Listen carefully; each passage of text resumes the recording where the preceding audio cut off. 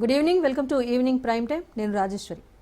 తూటా లాంటి మాటలు, పదునైన డైలాగ్స్, బస్తీ మే సవాల్ అంటూ ఎమ్మెల్సీ ఎన్నికల ప్రచారంలో లీడర్లు డైనమేట్స్ పేల్చారు. సై అంటే సై అంటూ ఒకరిపై మరొకరు విరుచుకుపడ్డారు. పెద్దల ఎన్నికల సాక్షిగా సెంటిమెంట్ రగిలించారు. మండలి ఎన్నికలే రేవంత్ ప్రభుత్వానికి రెఫరెండమా?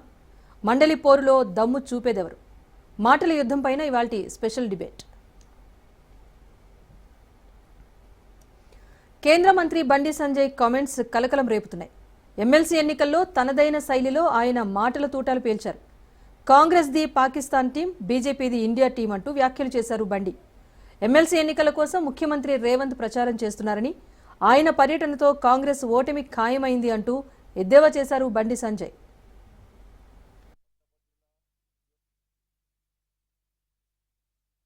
భారత్ పాక్ మధ్యలో క్రికెట్ మ్యాచ్ అయింది. భారత్ అంటే ఒక జోష్, బీజేపీ అంటే ఒక జోష్. క్రికెట్ అభిమానుల యొక్క ఆశలను క్రీడాకారులు ఏ విధంగా నిలబెట్టిరో ఈ ఎమ్మెల్సీ ఎన్నికలు కూడా పట్టభద్రుల ఉద్యోగ ఉపాధ్యాయ వర్గాల యొక్క ఆశలను భారతీయ జనతా పార్టీ ఎమ్మెల్సీ ఎన్నికల్లో గెలిచి నెరవేర్చబోతున్నది. 27వ తారీఖు నాడు కూడా మరొక మ్యాచ్ జరగబోతున్నది. మాది భారత్ ఇండియా టీం, వాళ్ళది పాకిస్తాన్ టీం.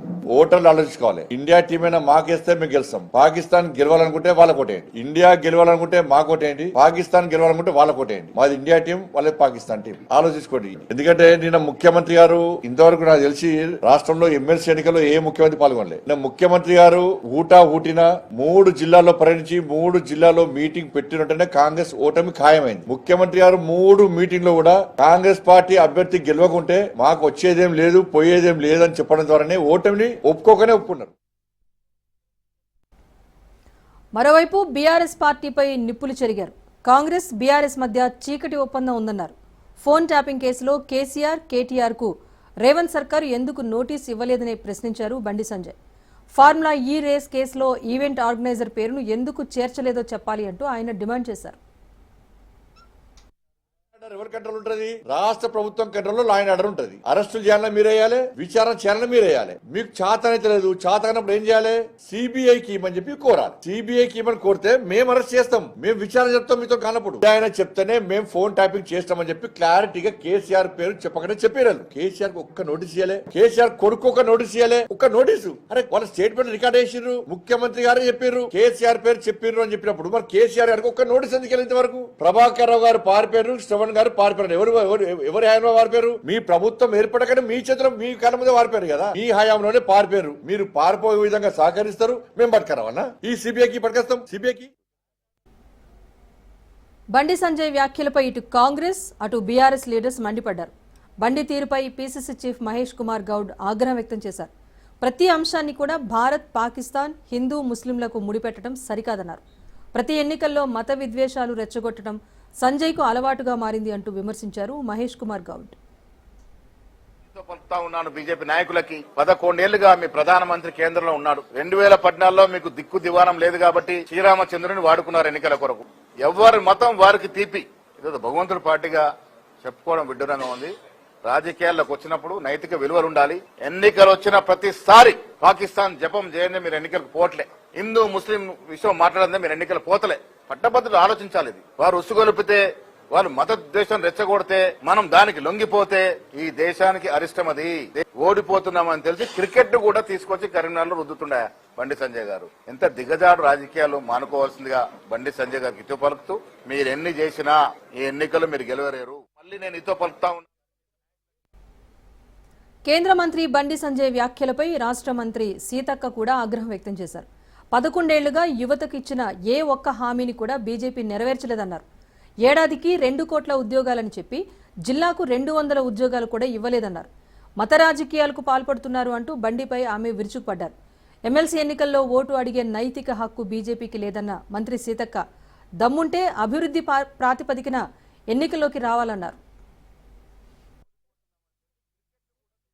సంజయ్ గారికి చెప్పుకోవడానికి ఏం లేదు. మాట్లాడదామంటే 2 మాటలు కూడా గుర్తుకొస్తలేవు. పాకిస్తాన్ తో యుద్ధం చేయాలనుకుంటే భారత సరిహద్దుల్లో ఉన్నటువంటి సైనికుల దగ్గరికి వెళ్లి వారిని భుజం తట్టండి, వారి పోరాటంలో ఆ యొక్క యుద్ధంలో మీరు పాల్గొనండి. మత కొట్లాటలు, ఆకలి చావులు, అంతర్గత డిస్టర్బెన్స్, ఇలాంటి అన్ని రంగాలలో మనతో వెనుకబడ్డ ఉన్నటువంటి పాకిస్తాన్ తో పోల్చడం ఇది ఎంతవరకు కరెక్ట్ బండి సంజయ్ గారు? విత్ ఇన్ భారతదేశంలో ఉన్నటువంటి ప్రజల మధ్య మీ అధికారం కోసం, మీ సీట్ల కోసం ఇంత విభజన విద్వేషపు మాటలు అవసరమా? మీరు ఒక్క రోజన్నా మీరు గాని మీ పార్టీ గాని తెలంగాణకి ఇది చేసినాం అని చెప్పుకున్నారా? బండి సంజయ్ గారికి చెప్పుకోవడం రైట్. మొత్తానికి తెలంగాణలో ఎమ్మెల్సీ ఎన్నికల హీట్ అయితే కొనసాగుతోంది. కీలక నేతలంతా కూడా మాటల తూటాలు పేలుస్తున్న సిచ్యువేషన్ అయితే కనిపిస్తోంది. అయితే ఒకే ఒక్క చోట పోటీ చేసిన కాంగ్రెస్ పార్టీ ఎలా అయినా సరే అక్కడి అభ్యర్థిని గెలిపించి తీర్చుకోవాలని చెప్పేసి ఒక పట్టుదలతో ముందుకు వెళ్తుంటే అక్కడే అభ్యర్థిని ఓడించి తమ సత్తా చాటుకోవాలని చెప్పేసి బీజేపీ కూడా భావిస్తోంది.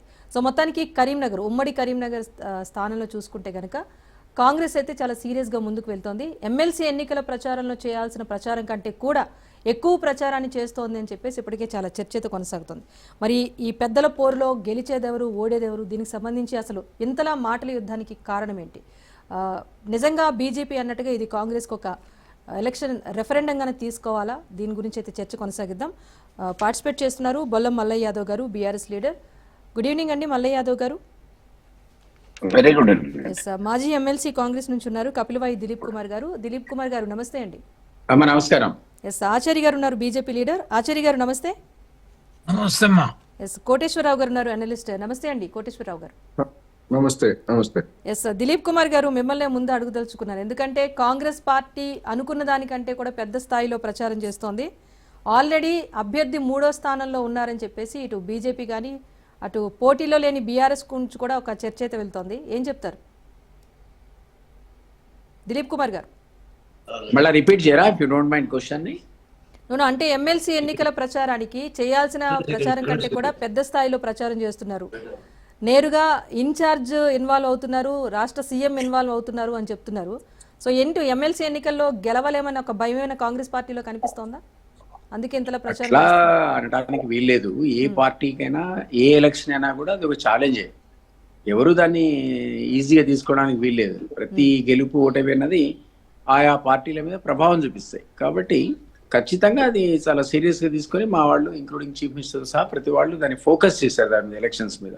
సో అంత మాత్రం చేత మాకేదో భయం అవుతుంది, మేము ఓడిపోతాం, ఇవన్నీ అనుకోవడానికి వీల్లేదు. కానీ ఇంతకుముందు మా లీడర్స్ అందరూ అన్నట్టు కూడా అసలు బీఆర్ఎస్ అభ్యర్థులనే పెట్టకపోవడం అన్నది కొంత అనుమానానికి తావిస్తుంది. ఎందుకంటే వాళ్ళు ఏమన్నా లోపాయికారిగా బీజేపీతో ఒప్పందం చేసుకున్నారా? ఎందుకు అసలు జనరల్గా ఏ పొలిటికల్ పార్టీ అయినా ఎట్లాంటి ఎలక్షన్ అయినా ఓడని గెలవని క్యాండిడేట్స్ పెడతారు. ఎందుకంటే అది కాడర్ని కాపాడుకోవడానికి ఉపయోగపడేటువంటి అంశం. అది అసలు పెట్టకపోతే క్రమక్రమంగా పార్టీ వీక్ అయిపోతుంది, క్యాడర్లో మరో ధైర్యం అనేది తగ్గిపోతుంది. కాబట్టి ఎందుకు బీఆర్ఎస్ ఈరోజు ఈ ఎలక్షన్స్ అన్ని వదిలేసింది అంటే అది ఏమన్నా బీజేపీకి అనుకూలంగా వదిలేశారా, కాంగ్రెస్ కొట్టడమే ఒక సవాల్గా పెట్టుకున్నారని అనుమానాలు వస్తాయి. కాబట్టి మేము దాన్ని సీరియస్ తీసుకోవడంలో తప్పులేదు. Each and every election is a challenge, ప్రతిదీ ఛాలెంజ్. కాబట్టి ఆ కారణం చేతనే వాళ్ళు దాన్ని సీరియస్గా తీసుకున్నారు.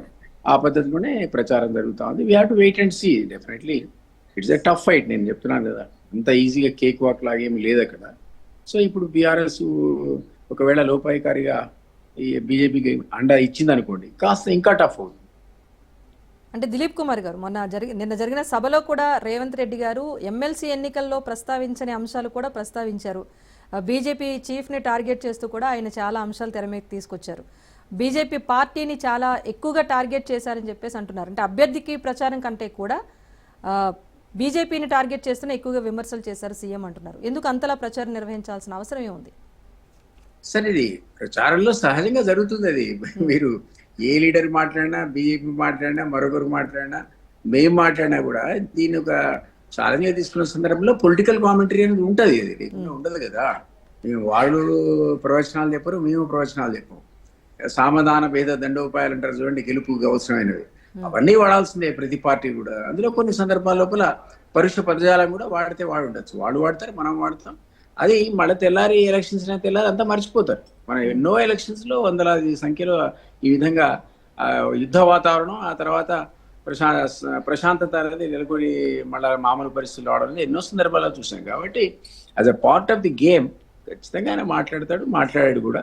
సో దాని పెద్ద స్పెషల్ ఇంపార్టెన్స్ అటాచ్ చేసి చూడాల్సిన అవసరం లేదు. గెలుపు అనేది లక్ష్యంగా కొన్ని సందర్భాల్లో ప్రొవోకేటివ్ కామెంట్స్, రెచ్చగొట్టే ప్రసంగాలు అనేది సహజంగా జరుగుతూ ఉంటాయి. ఎస్ మల్లయ్య యాదవ్ గారు చెప్పండి, బీఆర్ఎస్ ఎందుకు పోటీ చేయలేదని అడుగుతున్నారు దిలీప్ కుమార్ గారు. పోటీ చేయకపోవటం కూడా ఒక అనుమానం వ్యక్తం చేస్తున్నారు ఆయన, ఏం చెప్తారు? పోటీ చేయకపోవడానికనంటే సహజంగా పోటీ కంపల్సరిగా ప్రతి దాంట్లో చెయ్యాలన్న రూల్ కూడా ఏం లేదు కదండి. ఇది గ్రాడ్యుయేట్స్, ఎంప్లాయీస్ కి సంబంధించిన, ఉపాధ్యాయులకు సంబంధించిన ఎమ్మెల్సీలు జరుగుతూ ఉన్నాయి. ఈ ఎమ్మెల్సీలకు సంబంధించిన ఉపాధ్యాయులకి, గ్రాడ్యుయేట్స్ కి, కొత్త గొప్ప మేధావులకి, విద్యావంతులకు జరిగే దాంట్లో ఎవరికి ఓటేస్తే ప్రయోజనం అనేది వాళ్ళు ఆలోచిస్తారు. ఇందులో పార్టీల పరంగానే ఆలోచించారు కాబట్టి డెఫినెట్ గా దీంట్లో మాకంటూ మా అధినేతకు వ్యూహం ఉన్నది, దీంట్లో అవసరం లేదని చెప్పేసి అని అనుకున్నాం. మేము అభ్యర్థిని పెట్టలేదు. అభ్యర్థిని పెట్టినంత మాత్రాన మాకు ఏమైతుంది ఏంటిది అని అనేది రేపు కాలం నిర్ణయిస్తుంది, ప్రజలు నిర్ణయిస్తారు కానీ, ఓటర్లు నిర్ణయిస్తారు కానీ దానివల్ల పార్టీ ఏదో దెబ్బతింటది, నిర్వీర్యం అవుతుంది. ఇవన్నీ మొన్నటి వరకు అసలు పోటీ పెట్టినా కానీ నా మాత్రంగా మిగిలిపోయిన వాళ్ళు కూడా ఉన్నారు. అంత మాత్రాన పార్టీ పోలేదు కదా.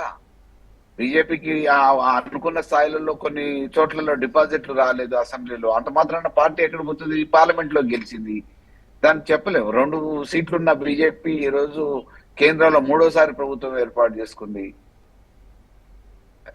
కాబట్టి జాతీయ స్థాయిలో, అంతర్జాతీయ స్థాయిలో, రాష్ట్ర స్థాయిలలో పార్టీలకి ఉనికిని కాపాడుకోవడానికి పోటీ జరుగుతున్న ప్రతి ఎన్నికలలో అభ్యర్థులు పెడితేనే ఉంటది అనేది కాదు.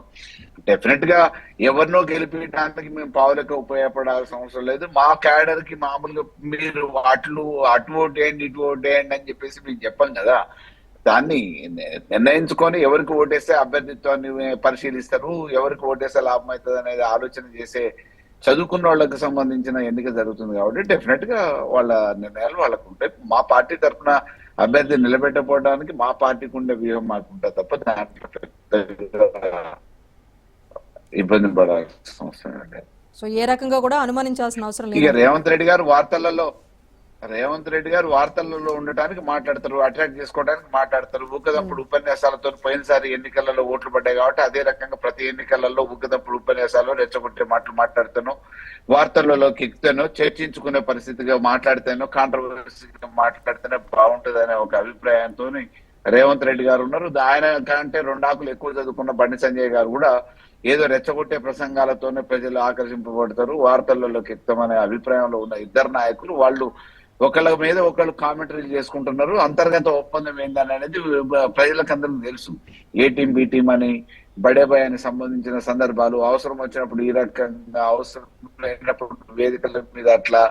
కాబట్టి ఇవన్నీ అంతర్గతంగా ఏం జరుగుతుంది అనేది ప్రజలకు కూడా తెలుసు. ఇప్పుడు జరుగుతున్నది విద్యావంతులకు జరుగుతున్న ఎన్నిక కాబట్టి డెఫినెట్ గా వాళ్ళు ఎవరికేస్తే బాగుంటుంది అనేది నిర్ణయించుకుంటారు. దాంట్లో పెద్దగా అనుమానించాల్సిన దగ్గర అవసరం లేదు. మేము దాన్ని పెద్ద చర్చించే అవసరం కూడా ఉంది అని చెప్పేసి అని అనుకోవట్లేదు. రైట్. ఆచార్య గారు మీరు చెప్పండి, అంటే 3 స్థానాల్లో కూడా ముందుగానే అభ్యర్థులను ప్రకటించారు, 3 స్థానాల్లో బీజేపీ పోటీ చేస్తోంది, అంతవరకు ఓకే. కానీ 3 స్థానాల్లో కూడా గెలుపు ఖాయమని అంత కాన్ఫిడెంట్గా కిషన్ రెడ్డి గారు చెప్తున్నారు. పర్టికులర్గా గ్రాడ్యుయేట్ ఎమ్మెల్సీకి వస్తే కనుక బీజేపీ, కాంగ్రెస్, బీఎస్పీతో పాటు ఫార్వర్డ్ బ్లాక్ అందరు అభ్యర్థులు కూడా బలంగానే ఉన్నారని చెప్తున్నారు కదా, మరి మీకు ఆ కాన్ఫిడెన్స్ ఏంటి? ఇప్పుడు జరుగుతున్నటువంటి ఎమ్మెల్సీ ఎన్నికల్లో ఈ రాష్ట్రంలో ఏదైతే 1 సంవత్సరంన్నర పాలన కాంగ్రెస్ ప్రభుత్వం యొక్క రెఫరెండంగా ఇవాళ ఈ ఎన్నికలు ఈ రాష్ట్రంలో జరుగుతున్నాయి. నిజంగానే సంవత్సరంన్నర కాలంలో కాంగ్రెస్ పార్టీ చెప్పిన వాగ్దానాలు కానీ, ప్రజలకు ఇచ్చిన మాట కానీ నిలుపుకొని ఈ ఎన్నికలలో మేధావులు, అదేవిధంగా విద్యావంతులు, గ్రాడ్యుయేట్స్, టీచర్స్ ఇచ్చేటువంటి ఈ తీర్పు చాలా ప్రధానమైనటువంటి తీర్పు. ఎందుకంటే ఏదో ఒక బై ఎలక్షన్ జరుగుతుంటే మాస్ ఎలక్షన్ ఇచ్చినప్పుడు అక్కడ ఒక రకమైనటువంటి రిజల్ట్ వస్తుంది.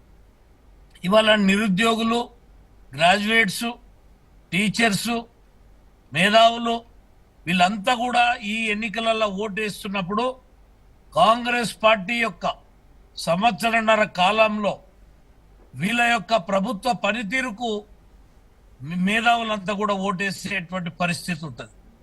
మీరు చూడండి, ఈ 2-3 రోజులుగా ముఖ్యమంత్రి కావచ్చు, కొంతమంది మంత్రులు కావచ్చు, ఓటమి భయం పట్టుకొని ఇప్పుడు కూడా ప్యానెల్లో మా అన్న దిలీప్ కుమార్ గారు మాట్లాడేటప్పుడు ఒక మాట అన్నాడు, బీఆర్ఎస్ పార్టీ నిలబడలే, వీళ్ళిద్దరి ఒప్పందం వల్ల ఈ ఎన్నికలు జరుగుతున్నాయి, ఈ ఎన్నికలలో బీఆర్ఎస్ పార్టీ బీజేపీకి సపోర్ట్ చేస్తుందని.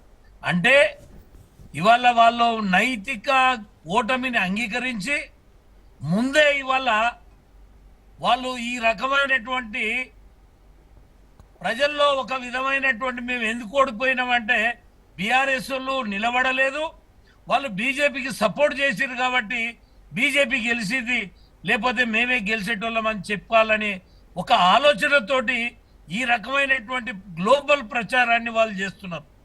ఇవాళ ఎన్నికలు ఇవి ప్రధానమైనటువంటివి. ఏదైతే ఈ ఎన్నికలల్లో భారతీయ జనతా పార్టీ 3 సీట్లకు పోటీ చేయడం, మాకున్నటువంటి ప్రచార సరళిని మేము చేసుకుంటూ పోతున్నాం. కానీ అకస్మాత్తుగా కాంగ్రెస్ పార్టీ ఇవాళ దాడి చేసి, కాంగ్రెస్ వాళ్ళేమో బీఆర్ఎస్ బీజేపీ ఒకటైందని చెప్తారు.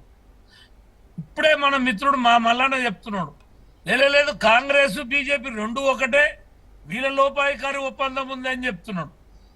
ఇవాళ ఈ మాట ఇప్పటిది కాదు, ఎన్నికల కంటే సంవత్సరం ముందు నుంచి కాంగ్రెస్ ఇదే మాట, టిఆర్ఎస్ ఇదే మాట. ఇవాళ మేమేం ప్రజల యొక్క తీర్పుని మేము ఆలోచన చేస్తున్నాం. ప్రజలు ఇచ్చేటువంటి తీర్పు దేశవ్యాప్తంగా ఇచ్చే తీర్పు కావచ్చు, రాష్ట్ర వ్యాప్తంగా రేపు రాబోయే ఇప్పుడు ఎమ్మెల్సీ, రేపు స్థానిక, రేపు కార్పొరేటర్స్, మున్సిపాలిటీస్, ఇవన్నిట్లల్లా ప్రజాక్షేత్రంలో తీర్పు రాబోతుంది.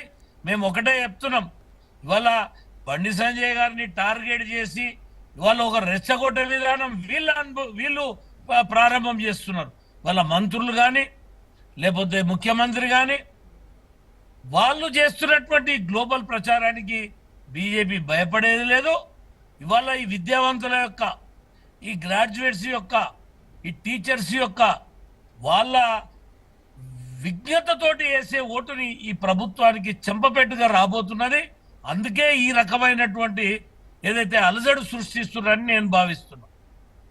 రైట్. కోటేశ్వరరావు గారు మీరు చెప్పండి, ఈ రాజకీయ నాయకుల మాటల తూటాలు ఇవన్నీ పక్కన పెడితే విద్యావంతులందరూ పాల్గొనే ఎన్నిక, విద్యావంతులందరూ కూడా ఓటు వేసే చోట, యూటీఎఫ్ అధ్యక్షులు కూడా పోటీ చేస్తున్న చోట వీరి మాటల ప్రభావం అనేది ఎంతవరకు ఉంటుందంటారు ఎమ్మెల్సీ ఎన్నికల పైన? కోటేశ్వరరావు గారు. విద్యావంతులు, టీచర్లు పోటీ చేస్తున్నటువంటి ఒక గ్రాడ్యుయేట్ కాన్స్టిట్యున్సీ, 2 టీచర్ల కాన్స్టిట్యున్సీలో జరుగుతున్నటువంటి ప్రచారం చూసినప్పుడు రాజకీయ పార్టీల నాయకులు చేస్తున్నటువంటి వ్యాఖ్యలు కానీ లేక ప్రచారం కానీ విద్యావంతుల్ని అవమానపరిచేదిగా ఉందనేది నేను ముందుగా చెప్పదలుచుకున్నాను. మేం గెలిస్తే భారత్ గెలిచినట్టు, కాంగ్రెస్ గెలిపిస్తే పాకిస్తాన్ గెలిచినట్టు అనేటువంటిది ఏ రకమైనటువంటి ప్రచారం అంటే విద్యావంతుల్ని ఒక విధంగా ఆ స్థాయికి దిగజార్చే విధంగా, లేదా వాళ్ళు అంత అమాయకంగా ఉన్నారు లేదా అంత ఉన్మాదంతో ఉన్నారు అనేటువంటి పరిస్థితిని ఆయన రిప్రజెంట్ చేస్తున్నారు. రాజకీయంగా కాంగ్రెస్ మీద లేదా ఇతర పార్టీల మీద ఎన్ని విమర్శలైనా చేయొచ్చు, కానీ ఈ విధంగా రెచ్చగొట్టడం, ఈ విధమైనటువంటి భాష అనేటువంటిది అది ఏమాత్రము ఒక కేంద్ర మంత్రిగా తగని మాట. ఆయన ఇప్పుడు బండి సంజయ్ గారిని ఎవరో రెచ్చగొట్టక్కర్లే, ఆయన ఎప్పుడు రెచ్చిపోతూనే ఉంటారు, ఏదో ఒకటి మాట్లాడుతూనే ఉంటారు. బండి సంజయ్ గారిని ఎవరో రెచ్చగొట్టక్కర్లేదు. ఇక రెండోది, టిఆర్ఎస్ విషయానికి వస్తే ఈ ఎన్నికల్లో కాంగ్రెస్ పార్టీ ఒక స్థానానికి, గ్రాడ్యుయేట్ స్థానానికి అఫీషియల్ గా అభ్యర్థిని నిలిపింది. బీజేపీ 3 స్థానాల్లోనూ అఫీషియల్ గా పోటీ చేస్తారు. అంటే ఒక రాజకీయ పరమైనటువంటి సవాలు 2 పార్టీల నుంచి ఎదురైనప్పుడు తిరిగి మేమే అధికారానికి వస్తాము, ఈ రాష్ట్రంలో మేమే అగ్రస్థానంలో ఉంటాము అని చెప్పేసి చెప్పుకుంటున్నటువంటి పార్టీ ఒక రాజకీయ కర్తవ్యంగా ఏమి నిర్ణయించుకున్నది అనేటువంటి ప్రశ్న. రాజకీయంగా మీరు కాంగ్రెస్ ను ఓడించమని పిలిపిస్తారా, బీజేపీని ఓడించమని పిలిపిస్తారా? అసలు ఏ పిలుపు లేదు. మీ ఆత్మదానికి, మీ ఆత్మ ప్రబోధానుసారం ఓటేసుకోండి అని ఆ మాట కూడా లేదు. అంటే ఏంటిది? డెఫినెట్ గా విమర్శలకి లేదా ఆరోపణలకి తావిచ్చేటువంటి వైఖరిని బీఆర్ఎస్ ప్రదర్శించింది అనేది నేను ఈ సందర్భంగా చెప్పదలుచుకున్నాను. ఎందుకు అంటే పార్లమెంట్ ఎన్నికల్లో దాని వ్యవహార శైలి ఆ విధమైనటువంటి బీజేపీకి అనుకూలమైనటువంటి వైఖరి తీసుకుందనేటువంటిది వచ్చినటువంటి ఫలితాలు వెల్లడించాయి. ఆ తరువాత మరొక రాజకీయ పరమైనటువంటి వైఖరిని తెలియజేయాల్సినటువంటి ఎన్నికల్లో బీఆర్ఎస్ ఆ రాజకీయ దాన్ని ఏమీ పాటించలేదు.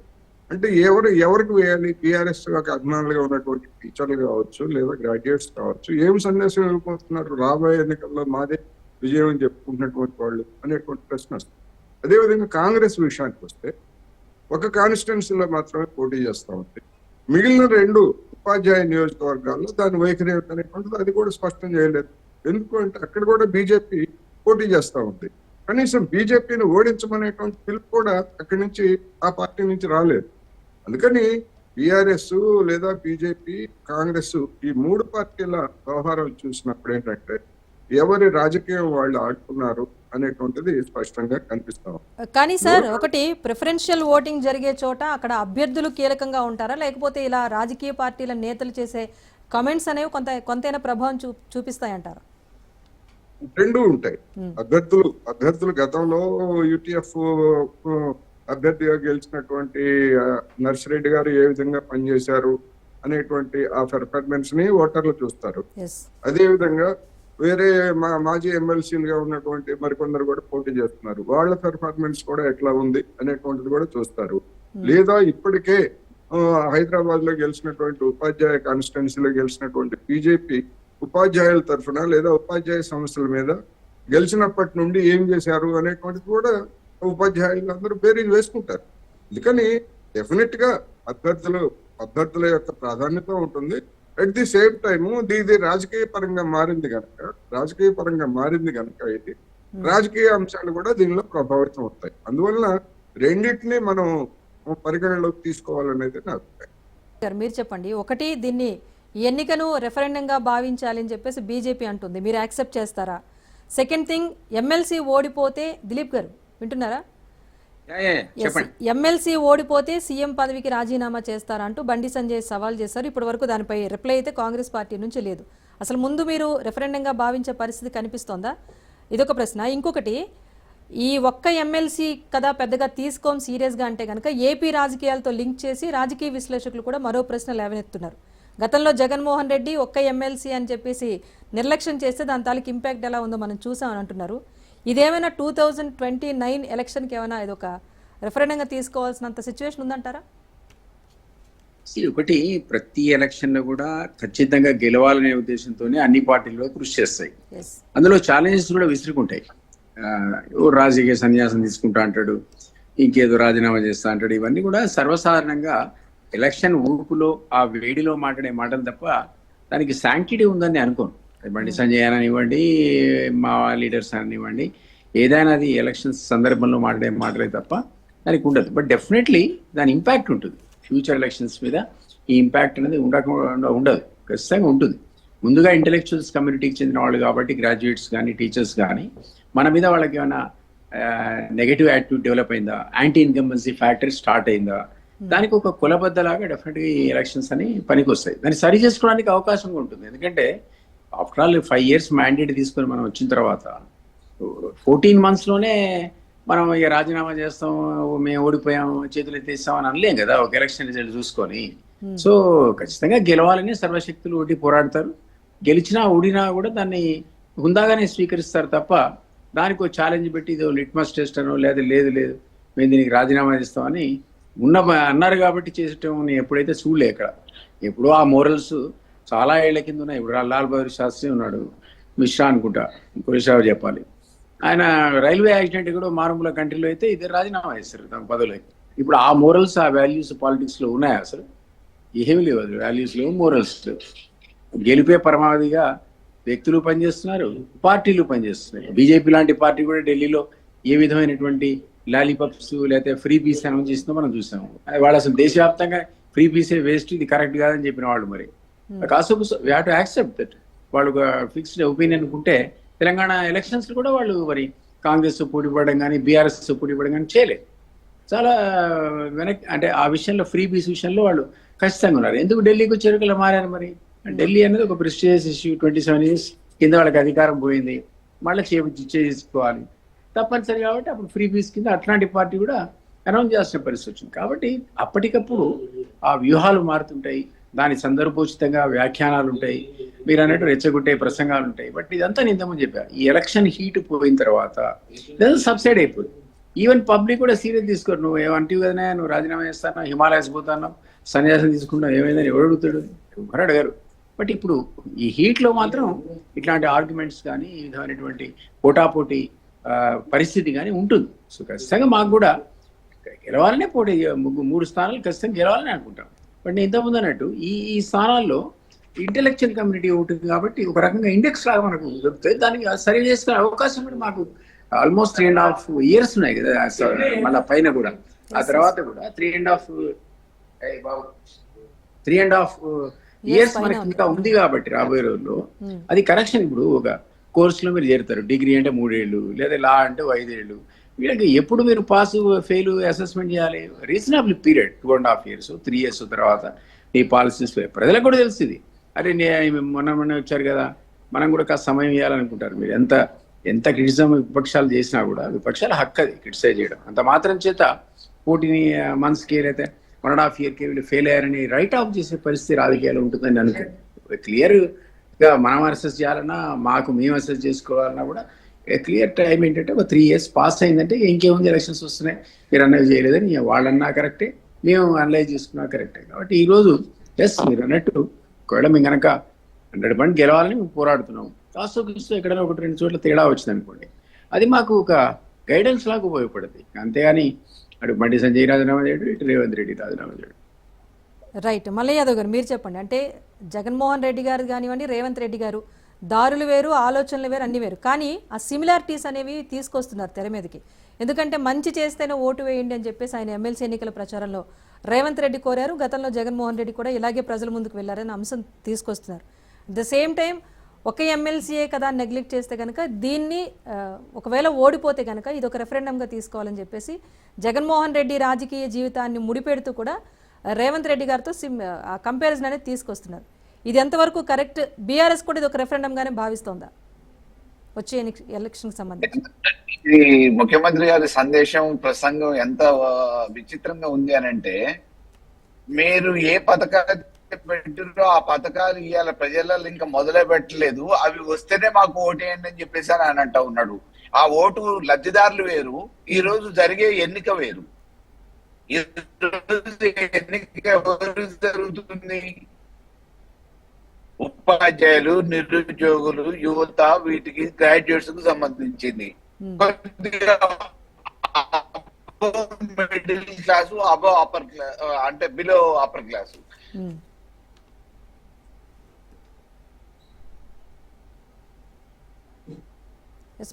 మీరు ఇచ్చిన పథకాలు ఎవరికి? రుణమాఫీ అన్నారు, కుటుంబ ఎమ్మెల్సీ ఎన్నికలలో మాట్లాడటం అనేది, మాకు ఈ పథకాలు అందుతేనే మాకు ఓటేయండి అని చెప్పేసి ముఖ్యమంత్రి గారు బహిరంగ సభలలో మాట్లాడటం అనేది విచిత్రకరమైన సంఘటన. రాజేశ్వర్ గారు వినపడుతుందా? వింటున్నా, చెప్పండి. ముఖ్యమంత్రి గారు పథకాల గురించి చెప్పి ఇంతవరకు అమలు కాలేదు, రేపు మాపో చేస్తామని చెప్పేసి, రైతు భరోసా చేస్తామని చెప్పేసి 26వ తారీఖు వేసి మామూలుగా 26వ తారీఖు నుంచి అర్ధరాత్రి నుంచి చేస్తామని చెప్పి హాలిడే అని చెప్పేసి అప్పుడు గుర్తొచ్చి, ఆ తర్వాత మామూలుగా మీకు బీడ్ లేదో, భూమి లేదో, రాళ్లేదో, రప్పలేదో, ఇంకా మాకు పూర్తి సమాచారం లేదు, మార్చి 31వ తారీఖు లోపల వేస్తామని చెప్పిన అదే ముఖ్యమంత్రి గారు ఈ రోజు మామూలుగా రైతు భరోసా వస్తే మాకు ఓట్లేయండి అని అంటారు. రైతు భరోసా వచ్చేది ఎవరికి? ఓట్లేసేది ఎవరికి? ఇప్పుడు మీరు ఎన్ని ఎకరాలకు సీలింగ్ పెట్టింది చెప్పరు, ఎన్ని ఎకరాలకు వేస్తున్నది ఇంతవరకు తెలియదు, 1 ఎకరానికి మించి ఎక్కడ రాలేదు. మరి ఇటువంటి ప్రసంగాలు అసలు ఆ చెప్తున్న దానికి చేస్తున్న దానికి పొంతం లేకపోగా, జరుగుతున్న ఎన్నికలకి ఇప్పుడు మీరు ఇస్తున్న ప్రసంగాలకి అసలు పొంతం లేదు, సంబంధం లేదు. ఇంతకుముందు దిలీప్ అన్న అంటున్నాడు, ఏంది 2.5-3 సంవత్సరాలు అయితే గానీ వాళ్ళ పనితీరు తెలుస్తుంది, దాన్ని బట్టి అది రెఫరెండంగా భావించవచ్చు అని. అది సహజంగా జరిగే ప్రక్రియ అన్ని రాష్ట్రాలలో. గతంలో 70 సంవత్సరాల స్వాతంత్రం వచ్చిన కానీ జరిగిన ప్రతి ఎన్నికలలో 2.5-3 సంవత్సరాల తర్వాత ఆ ప్రభుత్వ పనితీరు తెలుస్తుంది. కానీ దురదృష్టమో అదృష్టమో రేవంత్ రెడ్డిది, కాంగ్రెస్ సర్కార్ది. ఎన్నికైనా 1 సంవత్సర కాలంలోనే ఇది ఫెయిల్యూర్ గవర్నమెంట్ అని చెప్పేసి ప్రజలు చర్చించుకుంటున్నారు. రాజకీయ విమర్శలు కావి, ప్రతిపక్ష నాయకులుగా మేము మాట్లాడటం కాదు, ప్రజలే ఈ ప్రభుత్వం శుద్ధ ప్రభుత్వం ప్లేస్ అని చెప్పి చెప్తున్నారు. ఇంకా 3.5 సంవత్సరాల కాలం ఎట్లా భరించాలా, ఎట్లా పోయాలా అని చెప్పి ప్రజలు చర్చించుకుంటుంటే ఎందుకంటే రిఫరెండం ఏం కావాలా? మైకులు ఎవరు పోయి పెట్టినా, ఏ టీవీ వాళ్ళు పెట్టినా, ఏ సోషల్ మీడియా వాళ్ళు పెట్టినా మైకులలో బహిరంగంగా వాళ్ళు ఈ ప్రభుత్వం శుద్ధదండగా, అబద్ధాల కోరుదండగా ఇంతవరకు చెప్పింది ఏది చేయలేదు, చేస్తుందనే నమ్మకం కూడా మాకు లేదని చెప్పి ప్రజలు చెప్తున్నారు. ఇంక ఇంతకంటే పెద్ద రిఫరెండం ఏం కావాలి?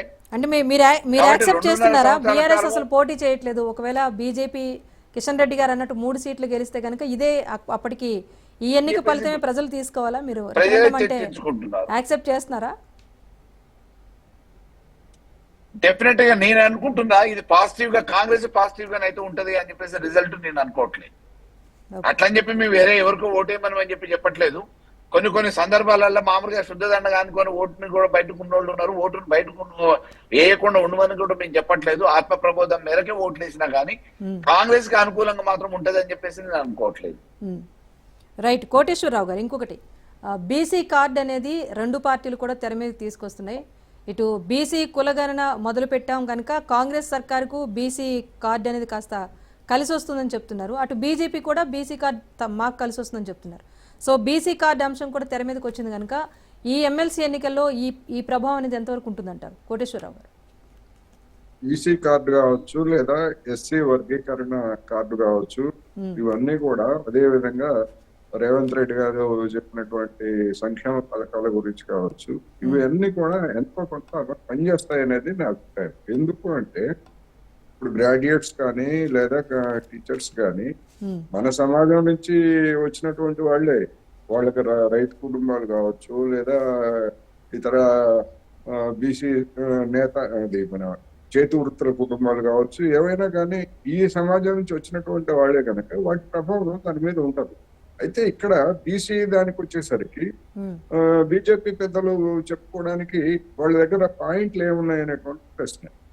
ఇప్పటి వరకు అంటే ఈ ఇక్కడ జరిగినటువంటి సర్వే గురించి తప్పులు తడగా లేకపోతే అనేటువంటిదే ప్రధానంగా వాళ్ళు చేశారు. ఇక్కడ సమస్య ఇప్పుడు మేధావులు లేదా విద్యావంతులుగా ఉన్నటువంటి వాళ్ళ ఎన్నికలు కనుక అసలు బీజేపీ పాలిత రాష్ట్రాల్లో ఎక్కడైనా కానీ బీసీ సర్వేలు అనేటువంటివి ఏ ఒక్క రాష్ట్రంలో కూడా ఎందుకు చేపట్టలేదు అనేటువంటి ప్రశ్నకి బీజేపీ దగ్గర సమాధానం లేదు.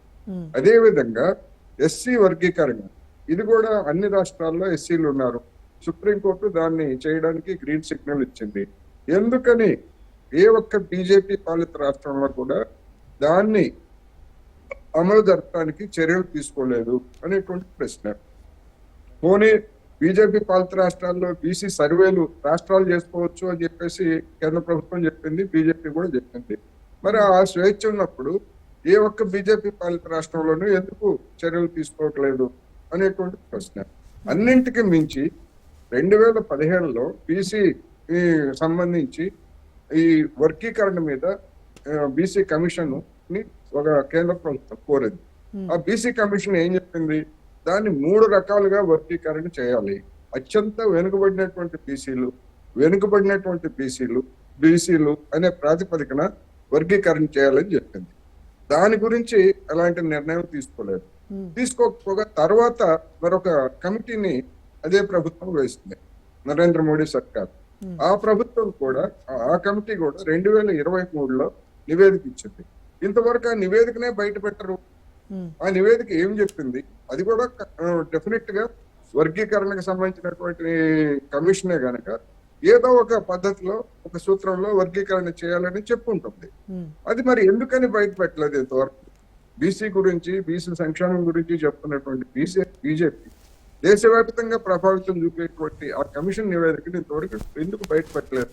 అందువలన బీజేపీకి ఉండేటువంటి బలహీనతలు బీజేపీకి కనిపిస్తున్నాయి. అవి గనక బయట పెట్టేట్లయితే దేశవ్యాప్తంగా బీజేపీ చేస్తున్నటువంటి సోషల్ ఇంజనీరింగ్ కి పెద్ద దెబ్బ తగిలేటువంటి అవకాశం ఉంది. కనుకనే ఆ బీసీ కమిషన్ నివేదికని బయట పెట్టలేదు అనేటువంటిది నా అభిప్రాయం. అందుకని ఆ తెలంగాణలో జరిగినటువంటి దాని మీద తప్పులు లేవని ఎవరు చెప్పట్లేదు, అది సమగ్రమైందని కూడా ఎవరు చెప్పట్లేదు. అన్నింటికి మించి దానికేమో చట్టబద్ధత ఏమి లేదు, సర్వేలకు చట్టబద్ధత ఉండదు. బీసీ కార్డు అనేది బీజేపీకి కలిసి రాదంటారు. కలిసి, నేను అదే చెప్తున్నాను. దానికి మాదిగో మేము బీసీలకి మేము చేశామని చెప్పుకోవడానికి దాని దగ్గర పాయింట్లు లేవు. దీని మీద విమర్శించడం వేరు. ఆచార్య గారు మీరు చెప్పండి. ఉమ్మడి కరీంనగర్ జిల్లాలో ప్రధానమంత్రి గారు బీసీ లేకపోతే Yes, sir. మేము ఇంతమంది బీసీలకు ఇచ్చాము అది తప్ప బీసీ వర్గీకరణకు సంబంధించి కేంద్ర ప్రభుత్వం అదే ప్రధానమంత్రి గారు నియమించినటువంటి కమిషన్ నివేదికను ఇంతవరకు ఎందుకు బయటపెట్టలేదు అనేది ప్రశ్న. రైట్ ఆచార్య గారు చెప్పండి. గ్రాడ్యుయేట్ ఎమ్మెల్సీ దగ్గర బీసీ కార్డు ఒకవేళ పని చేయకపోతే కనుక అక్కడ ప్రసన్న హరికృష్ణ గారికి కొంత కలిసి రావచ్చు బీఎస్పీకి అంటున్నారు. చెప్పండి. ఇప్పుడు పెద్దలు రావు గారు కేంద్ర ప్రభుత్వము బీసీ కమిషన్ వేసింది, అది రిపోర్ట్ ఇవ్వలేదని చెప్తున్నారు. దానికి కొంత స్మాల్ కరెక్షన్ చేయాలి. బీసీ కమిషన్ వేయలేదు, దీని మీద రోహిణి కమిషన్ వేయడం జరిగింది. Rohini commission first copy release చేయడానికి కొన్ని విషయాలన్నీ కూడా వెనుకబడ్డటువంటి మోస్ట్ బ్యాక్వర్డ్ క్లాస్ కు సంబంధించినటువంటి ఈ గణన చేయాలని చెప్పి రోహిణి కమిషన్ ఏర్పాటు చేసిర్రు. దాని రిపోర్ట్ కాపీ కూడా వచ్చింది, అది కేంద్ర ప్రభుత్వానికి ఇవ్వడం జరిగింది. ఇంకా ఫైనల్ రిపోర్టు వారు సమర్పించలేదు. అయితే ముఖ్యంగా బీజేపీ బీసీలకు ఏం చేయలేదు అని పెద్దలు చెప్తున్నారు. నేను ఒక్కొక్కటి చెప్తా, రాసుకుంటే మంచిది. ఈ దేశంలో అనేక పార్టీలు కేంద్ర ప్రభుత్వాన్ని పరిపాలించినా కూడా కేంద్రీయ విద్యాలయాల్లో మొన్నటి నరేంద్ర మోడీ గారు వచ్చిన తర్వాత బీసీ కమిషన్ ఏర్పాటు చేసిన తర్వాతనే ఈ కేంద్రీయ విద్యాలయాల్లో బీసీలకు 27% సీట్లను కేటాయించడం జరిగింది. ఒకసారి చెక్ చేసుకుంటే ఈ దేశంలో 30-40 వేల మంది విద్యార్థులు ఉండేటువంటి కేంద్రీయ విద్యాలయాల్లో 27% బీసీలకు రిజర్వేషన్ మోడీ గారు వచ్చిన తర్వాతనే వచ్చింది. కేవలం అదే కాదు, సైనిక స్కూళ్ళల్లో కూడా ఓబీసీలకు రిజర్వేషన్ లేకుండే, అది కూడా మోడీ గారు వచ్చినాకనే అయింది. మూడవది, లా యూనివర్సిటీలలో కూడా బీసీలకు రిజర్వేషన్ లేకుండే, మోడీ గారు వచ్చినాకనే రిజర్వేషన్ అయింది. ముఖ్యంగా అత్యంత ముఖ్యమైనటువంటిది నీట్ రిజర్వేషన్. నీట్లో బీసీలకు రిజర్వేషన్ లేకపోతే అది సుప్రీంకోర్టులో కేసు నడుస్తున్నప్పుడు మోడీ గారు చొరవ తీసుకొని ప్రభుత్వం డిక్లేర్ చేయడం జరిగింది నీట్లో ఓబీసీలకు రిజర్వేషన్ ఇవ్వాలని. దాని తర్వాత కూడా బీసీ కమిషన్ ఏర్పాటు చేసి దేశవ్యాప్తంగా బీసీల యొక్క అనేక సమస్యల మీద వారు రాజ్యాంగ హక్కును కల్పించి, ఏదైతే ఇవాళ బీసీ కమిషన్ కు ఎస్సీ ఎస్టీ కమిషన్లకు ఉన్నటువంటి హక్కును కల్పించిండు. ఇక మంత్రులు ఇచ్చిర్రు, అది ఇప్పుడు ముఖ్యమంత్రిగా బీజేపీని మేము ప్రకటించినాం. సరే, మాకు అక్కడ వాళ్ళు అభ్యర్థుల ప్రచారంలో తెర మీద తీసుకొస్తున్న అంశం ఏంటంటే, ఒకటండి, అక్కడ ఎమ్మెల్సీ అభ్యర్థి బీసీ కాదు, ఇక్కడ స్టేట్ చీఫ్ కూడా బీసీ కాదు. ఈ అంశం తెర మీద తీసుకొస్తుంది కాంగ్రెస్. మేడం, ఇప్పుడు మా ఆల్ ఇండియా ఎలక్షన్ పెద్దలు లక్ష్మణ్ గారు ఉన్నారు. ఆయన అనేక బాధ్యతలు సెంట్రల్ లెవెల్ ఉన్నాయి బీసీ. ఇలా బండి సంజయ్ గారు కేంద్ర మంత్రి బీసీ. ఇవాళ మా ఎంపీలు చాలా మంది బీసీలు ఉన్నారు. ఇవాళ మేము అనేది ఏంటంటే, ఈడ ప్రెసిడెంట్ ఉంటేనో లేకపోతే అది కాదు, మేము ప్రెసిడెంట్ కాదు సీఎంనే ఇవ్వాలనుకున్నాం. రేపు రాబోయే మా సంస్థాగత ఎన్నికలప్పుడు మేము బీసీకి ఇస్తామా ఓసీకి ఇస్తామా మీరు చూస్తారు కదా. నేను ఏమంటున్నా అంటే, ఇవాళ బీసీలకు ఏం చేయలేదు అనేటువంటి ఈ మేధావులకు నేను అనేక విషయాలు నేను చెప్పదలుచుకున్నా. ఈ దేశంలో బీసీలను అనగదొక్కితే, బీసీ కమిషన్ కు చట్టబద్ధత లేకుంటే ఎవరు ఇప్పించారు? ఇవాళ 5 మంది 10 మంది కేంద్ర మంత్రులు ఉన్న దగ్గర 27 కేంద్ర మంత్రులు ఇచ్చిండ్రు. అది బీసీల గౌరవాన్ని పెంచింది కదా. మీరు అనొచ్చు గణన చేయలే అని. బీజేపీకి ఒక పాలసీ ఉంది, అది ఒక రాష్ట్రాలు ఎవరు ఇండివిజువల్ గా వాళ్ళు చేయాలనేది కాదు. బీజేపీ ఒక నిర్ణయం తీసుకున్నప్పుడు 20 రాష్ట్రాలలో కూడా చేసేటువంటి అవకాశం ఉంటుంది. ఏదో వీళ్ళ లేక స్టేట్ లో ఒక మాట, సెంట్రల్ లో మాట, ఆ గల్లీలో మాట, ఢిల్లీలో మాట కాదు. నేను ఇంకో విషయం చెప్తున్నా, గతంలో కూడా కాంగ్రెస్ పార్టీ అనేక ఎమ్మెల్సీ ఎలక్షన్లలో నిలబడని చరిత్ర ఉన్నది. ప్రభుత్వం నుండి కూడా కొన్ని ఎమ్మెల్సీ సీట్లకు టీఆర్ఎస్ కూడా పోటీ చేయలే, అది వాళ్ళ ఇష్టం. మీరు కూడా అధికారంలో లేకపోతే పోటీ చేయలే కదా. అప్పుడు బీజేపీ తోటి అలయన్స్ కుదిరినరా? నేను అనేది ఏంటంటే, ఇవాళ ఇది మేధావులు మనం ఎన్ని చెప్పినా ఎంత రెచ్చగొట్టినా వాళ్ళు టీచర్స్ గ్రాడ్యుయేట్స్ వాళ్ళ ఓటు ఇది. వాళ్ళని ఏదో మనం తప్పు పట్టాలి, వాళ్ళు తీసుకున్న నిర్ణయం తప్పు పట్టాలని కాదు. మేము ఒకటే మా Yes, yes, పార్టీ yes. మొదటి నుంచి లైన్ మేము ప్రకారం చెప్తున్నది మేము ముందుకు అందరూ పోతున్నాం. విద్యావంతులే ఆలోచించి ఓటు వేసే వాళ్ళు ఉండేటప్పుడు ఎందుకు ఇన్ని అంశాలు తెర మీదకి తీసుకురావడం, ఇన్ని రాజకీయ ఎందుకు అంశాలు రావండి? ఎందుకు? ఇన్ని ఎన్నికలప్పుడు విమర్శలు రాకపోతే ఎందుకనేదే ఎప్పుడు కదా ప్రశ్న వస్తాయి? మొదటి నుంచి. ఎన్నికలప్పుడు రాకపోతే ఎప్పుడు వస్తాయి? ఇప్పుడు ఎన్నికలప్పుడు రాకపోతే ఎప్పుడు వస్తాయి? ఏ పార్టీ అయినా ఎన్నికలప్పుడే చెప్పుకుంటది ప్రజలకు, ఓటేసే వాళ్లకు. ఇవాళ అనేక విషయాల మీద టీచర్స్ యొక్క బదిలీలు, టీచర్స్ కి ఇచ్చినటువంటి జీవోల మీద మా బండి సంజయ్ గారి ఇల్లు ధ్వంసం చేసి అరెస్ట్ చేసిర్రు. మరి ఇవన్నీ టీచర్లకు తెలియదా అండి?